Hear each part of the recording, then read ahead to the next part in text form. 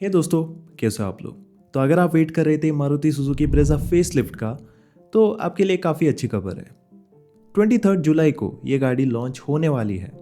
And ये तो एक अच्छी खबर थी, लेकिन उससे भी बड़ी बुरी खबर मुझे ये लगी कि जो भी एक्सपेक्टेशन लगा कर हम बैठे थे ना इस फेसलिफ्ट के अंदर, वो अनफॉर्चुनेटली आपको नहीं मिलेगी। अभी हाल ही में इस गाड़ी की कुछ लेटेस्ट लीक्स आए थे, जहाँ पर इसका जो एक्सटीरियर है वो ऑलमोस्ट दिख रहा है।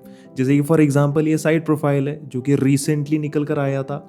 इसमें आप देख सकते हो गाड़ी सेम वही है जो कि आपको अभी करंट में मिल रही है।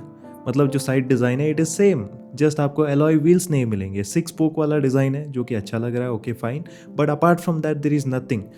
क्लैडिंग थोड़ा बेटर हो सकता था, उस पर कोई काम नहीं किया है मारुति ने। साथ ही साथ आपको जो ग्लास एरिया है या फिर जो भी एरिया है ना, मिरर वाला एरिया वगैरह, उसमें कुछ भी अलग चीज़ नहीं मिलती है।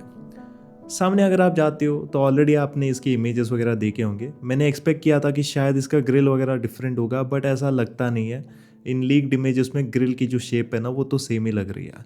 बम्पर्स में ज़रूर थोड़ा सा डिफरेंस हो सकता है, बट इसके हेडलाइट्स, इसके जो फॉग लैम्प, जो हाउसिंग वगैरह होती है ना, वो सेम टू सेम ही आपको मिलेगी। ऐसे मेरे स्पेक्यूलेशंस हैं। अगर आप जाते हो पीछे के साइड के अंदर भी, तो यहाँ पर भी ज़्यादा कोई डिफरेंस नहीं है। बस आपको बम्पर स्लाइटली रीडिज़ाइन मिल सकता है, लेकिन जो टेल लैम्प्स है, जो ओवरऑल बूट का टेल गेट वाला एरिया है ना, वो सेम टू सेम ही मिलता है।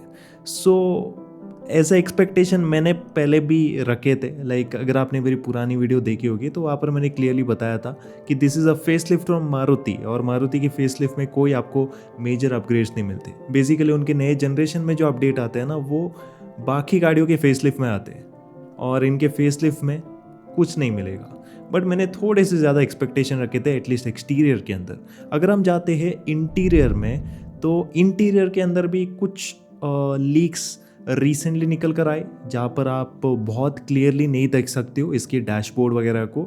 कैमोफ्लैश दे, बहुत ही हल्की सी विजिबिलिटी आ रही है, लेकिन जो भी विजिबिलिटी आ रही है ना, उससे मुझे यही लगता है कि डैशबोर्ड लेआउट वगैरह आपको सेम ही मिलेगा।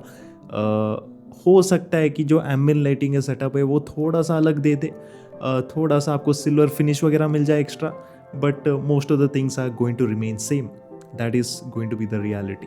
तो अगर आप ऐसे एक्सपेक्टेशन लगा रहे थे कि बिल्कुल ही लेदर वाला फील देंगे और नेक्सॉन जैसा पूरा बदल देंगे इंटीरियर वगैरह, तो ऐसा कुछ है नहीं। बहुत ही माइनर से इधर उधर आपको अपग्रेड्स मिलेंगे। हाँ, फीचर्स के अंदर एक दो एडिशन हो सकते हैं। सबसे पहले आपको बड़ा जो टच स्क्रीन वाला इंफोटेनमेंट सिस्टम है जो कि आपने विक्टोरिस के अंदर देखा था, वो ब्रेज़ा फेसलिफ्ट के टॉप मॉडल के अंदर आ सकता है। 10 इंच का होगा। फीचर्स तो पहले ही वाले ही होंगे, ज़्यादा कुछ अलग नहीं है। कनेक्टेड कार वाले फीचर तो आपको पहले भी मिलते थे। डिस्प्ले का जो यूआई वगैरह है वो भी आपको पहले वाला ही मिलता है। थोड़ा सा जो टच रिस्पॉन्स है वो आपको स्मूदर मिलेगा इस बार। एंड साथ ही साथ जो इंस्ट्रूमेंट क्लस्टर है ना, वो भी विक्टोरिस वाला आ सकता है, डिजिटल वाला। हालांकि इस चीज़ में कोई कंफर्मेशन नहीं है, लेकिन according to most of the popular websites जिनको एक्चुअली इनसाइडर न्यूज़ पता होती है, उनके हिसाब से ये नया डिजिटल क्लस्टर इसके टॉप मॉडल के अंदर आ सकता है। जो हमने एडास वाली बात करी थी, मैंने पहले ही बोला था एडास इसमें नहीं आने वाला है, लेकिन अभी रिसेंटली ऑलमोस्ट कंफर्म भी हो चुका है कि एडास वगैरह इस गाड़ी के अंदर आपको मिलेगा नहीं। और अच्छी भी चीज़ है, क्योंकि एडास वगैरह दे देंगे ना टॉप मॉडल के अंदर, तो बिल्कुल ही प्राइस नेक्स्ट लेवल तक पहुंच जाएगी। तो उतना पैसा देने से बढ़िया है कि आप विक्टोरिस या फिर जो ग्रैंड विटारा जैसी गाड़ी है ना, उसके तरफ जा सकते हो। तो एडास वगैरह आप एक्सपेक्ट मत करो इस गाड़ी में। ज़्यादा से ज़्यादा आपको वेंटिलेटेड जो फ्रंट सीट्स है ना वो मिलेंगे। Apart from that you are not going to get much. हाँ, जो ड्राइवर साइड में पावर्ड सीट्स है ना वो आ सकते हैं, उसकी चांसेस है according to most of the popular website, लेकिन बाकी चीज़ों के अंदर कुछ ज़्यादा एक्सपेक्टेशन आप मत रखो।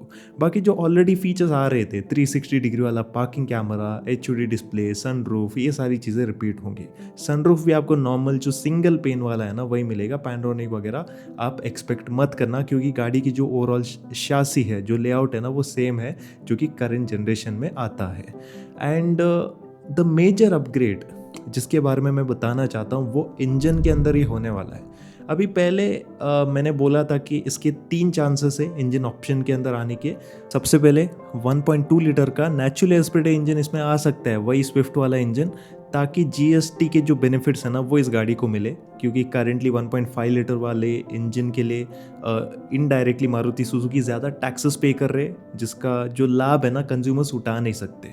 आपने रिसेंटली देखा होगा कि मारुति VXI के प्राइस पर आपको महिंद्रा का जो प्रॉपर टर्बो वेरिएंट है बहुत सारे फीचर्स के साथ, वो उससे भी कम प्राइस में मिलेगा। बेसिकली VXI से भी कम प्राइसिंग में आपको एक fully equipped more powerful Mahindra 3XO मिलेगी, जिसकी तरफ लोग ज़्यादा आकर्षित होते हैं कंपेयर टू दिस वन। तो वो चीज़ कहीं ना कहीं बदलनी थी, वैल्यू फॉर मनी तो बनाना ही था। तो मैंने एज्यूम किया था कि मैंने नहीं, एक्चुअली बहुत सारे जो लीक रूमर्स फैलाने वाले लोग होते हैं उन लोगों ने भी एज्यूम किया था कि छोटा इंजन इसमें आ सकता है, लेकिन इसके चांसेस बहुत ही ज़्यादा कम है। मैं क्लियर करना चाहता हूँ, मुझे नहीं लगता कि मारुति सुजुकी ऐसी स्टूपिड स्टेप को उठाएगा, बिकॉज ये कार ऑलरेडी काफ़ी ज़्यादा हैवी है और करेंटली जो 1.5 लीटर वाला इंजन आता है ना वो भी बहुत ही थका हुआ सा फील होता है ऑन दी हाईवेज। अगर 1.2 इसमें दे दिया देन इस गाड़ी में जो भी कैरेक्टर है ना वो कम्प्लीटली बर्बाद हो जाएगा। So I don't think that is going to happen. Second speculation हमने ये रखा था कि 1.2 लीटर का टर्बोचार्ज इंजन नया नवेला इसमें दिया जाएगा, बट उसके भी चांसेस ना के बराबर लग रहे हैं, क्योंकि बहुत सारे जो बड़े बड़े वेबसाइट्स है, ओके मैं नाम नहीं लेना चाहूँगा, क्रेडिट्स में दे दूंगा डिस्क्रिप्शन में, आप पढ़ सकते हो। उन वेबसाइट्स के हिसाब से इसमें 1 लीटर वाला टर्बो इंजन आपको मिलेगा जो कि फ्रॉन्क्स के अंदर ऑलरेडी आता है। It's a booster jet engine, 3 cylinder, 100 PS के आसपास आपको पावर मिलती है एंड 160 Nm के आसपास आपको टॉर्क मिलेगा। ऐसा नहीं है कि बिल्कुल ही थका वाला इंजन है, फ्रॉन्क्स के अंदर बहुत ही मस्त फील होता है। मैंने एक बार चलाई थी, बहुत ही सही लगा मुझे परफॉर्मेंस, लेकिन वो सेम इंजन क्या ब्रेजा के अंदर पंची फील होगा, आई don't no, may be you may not feel that great. देखो डेफिनेटली आपकी जो ये नेचुरल एस्पिरेट इंजन है उससे ज़्यादा पावरफुल फील होगी, लेकिन फिर भी वो एक टर्बो वाला एहसास है ना, वो इतने भारी भरकम शरीर के साथ मुझे नहीं लगता कि आपको एक फ़न एक्सपीरियंस देगा। लोग टर्बो इंजन के साथ गाड़ी क्यों लेते हैं? ताकि उनको एक फ़न एक्सपीरियंस मिले, specially on the highways cruise करते वक्त, ठीक है। तो कहीं ना कि अगर सेम ट्यूनिंग के साथ मारुति इसमें इंट्रोड्यूस करती है 1 लीटर का engine, then I am not going to say that this is going to be a very good decision. लेकिन जीएसटी के बेनिफिट्स पाने के लिए उनको कहीं ना कहीं ये स्टेप उठाना ही पड़ेगा। मुझे तो लगता है कि इसको थोड़ा सा अलग से ट्यून किया जाएगा, ज़्यादा पावर और ज़्यादा टॉर्क को चर्न आउट करने की कोशिश की जाएगी। एंड ऐसा नहीं है कि 1 लीटर के इंजन बाकी कंपटीशन में नहीं आते, जैसे कि इसी की कंपटीशन लाइक दी वेन्यू या फिर काइलाक, उनमें भी 1 लीटर वाला इंजन आता है, लेकिन उनमें पावर एंड टॉर्क थोड़ी ज़्यादा है कंपेयर टू दी फ्रॉन्क्स। तो कहीं ना कहीं जो overall power to weight ratio वगैरह है ना, जो फन फैक्टर है वो उन गाड़ियों में ज़्यादा बेटर साबित हो सकता है कंपेयर टू दी ब्रेजा। तो मारुति को कहीं ना कहीं इसके ऊपर थोड़ा सा काम करना पड़ेगा, बट 90% चांसेस है कि आपको ये सेम 1 लीटर वाला इंजन ही इसके अंदर भी प्रोवाइड करते हैं। थर्डली 1.5 लीटर वाला इंजन डेफिनेटली कंटिन्यू होगा। इसको बंद करने का मतलब है खुद के पैर पर कुल्हाड़ी मारना, because this is a gem of an engine. Versatile है, किसी भी रोड में आप चलाओ, हाईवेज में चलाओ, सिटीज़ में चलाओ, हिल्स में चलाओ, this is going to perform very nicely. हाँ, इसमें 6th गियर का इंट्रोडक्शन होना चाहिए मेरे हिसाब से, but apart from that guys this is a beautiful engine जो कि डेफिनेटली कंटिन्यू होगा। लेकिन जीएसटी के बेनिफिट्स आपको इस पर्टिकुलर ऑप्शन के अंदर नहीं मिलेंगे। जीएसटी बेनिफिट्स को थोड़ा सा जीएसटी नॉर्म्स को थोड़ा सा चेंज करना चाहिए था। Instead of considering the displacement they should have considered power and torque. To be honest I don't know displacement को कंसिडर करके वो क्या ही करेंगे। एनीवेज, इस इंजन के साथ आपको सीएनजी का ऑप्शन मिलेगा, और सीएनजी को लेकर ये अपडेट है कि आपको अंडर बॉडी जो सीएनजी किट है ना वो मिलेगी।